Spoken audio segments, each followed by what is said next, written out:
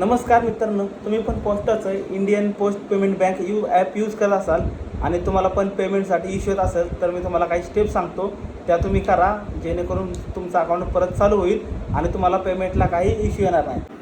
तर मित्रांनो, तुम्ही हे Indian post payment bank app use करत असाल, हे असं ॲप आहे आणि तुम्ही जर कुठे क्लिक केलं तर बघा हा इश्यू येतो, सेल्फ मोड ट्रान्झॅक्शन रेस्ट्रिक्टेड असा इश्यू आहे. हा सध्या सगळ्यांनाच येतो हा आणि एक SMS पण येतो. तर हा जर तुम्हाला इश्यू येत असेल तर तुम्ही डिरेक्टली आपल्या सिटी बँकेचं ऑफिस आहे तिथे जाऊ शकता आणि तिथे काय प्रोसेस आहे ते मी तुम्हाला सांगतो.